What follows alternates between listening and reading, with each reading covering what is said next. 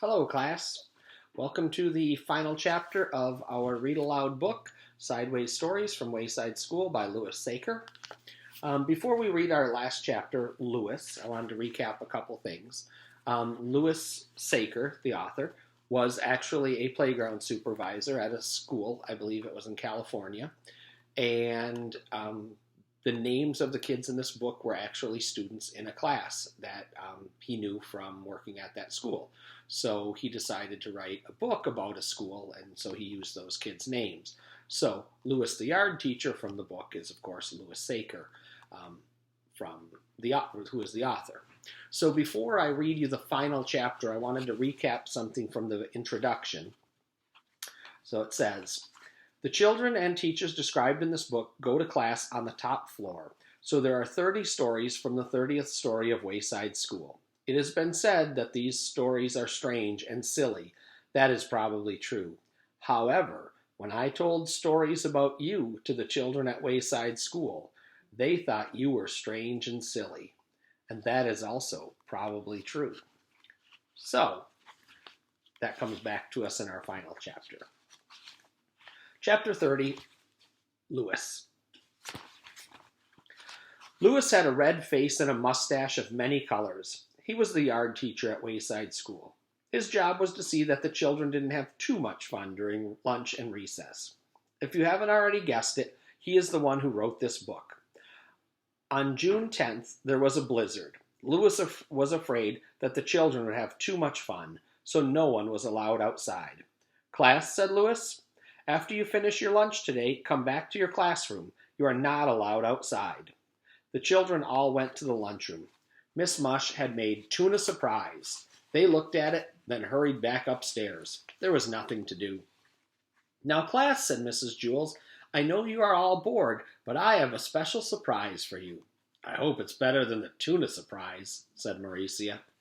Mrs. Jules continued, Lewis is going to come up and entertain us. He will tell us a story. Now I want you all to be on your best behavior. When Lewis walked in, the children all booed. Are you going to tell us a story? Asked Bebe. Yes, said Lewis. Well, it better be good, Bebe warned. It better be better than tuna surprise, said Butterfingers. I thought the tuna surprise was good, said Lewis.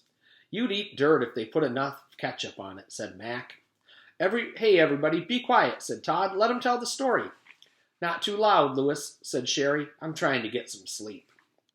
Lewis sat in the middle of the room and all the children gathered around. Lewis began his story. This story is about a school, very much like this one.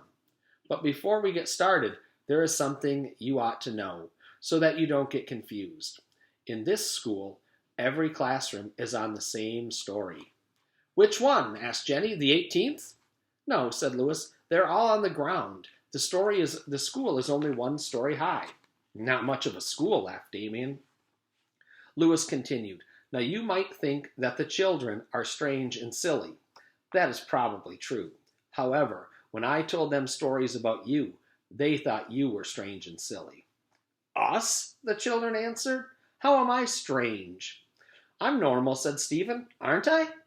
As normal as I am, Joe assured.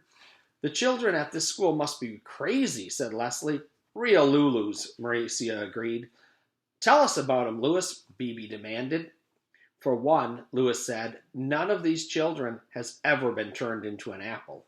That's silly, said Dee Dee. Everybody's been turned into an apple. It's part of growing up. Lewis continued, dead rats don't walk into classrooms wearing raincoats. What do they wear? Tuxedos? Asked Todd. And girls never try to sell their toes, Lewis added. Well, no wonder, said Leslie. At today's prices? Lewis continued, they don't trade names or read upside down. They can't turn mosquito bites into numbers. They don't count the hairs on their head. The walls don't laugh. And 2 + 2 always equals 4. How horrible, said Damien. That's not the worst of it, said Lewis. They have never tasted Mauricia-flavored ice cream. A hush fell over the classroom. Mrs. Jules, I'm scared, said Allison. Is there really a school like that? Of course not, said Mrs. Jules. Lewis is just telling a story. It was a good story, said Leslie. I thought it was stupid, said Kathy. I liked it, said Rondi. It was funny. Mrs. Jules said, Lewis, It was very entertaining, but we don't really go for fairy tales here. I'm trying to teach my class to tell the truth. That's all right, said Lewis. I have to go down to room 29 now and tell them the story. He started out the door. Class, said Mrs. Jules, let's all thank Lewis for his wonderful story. Everybody booed. Now, everybody booed is the final line of this book.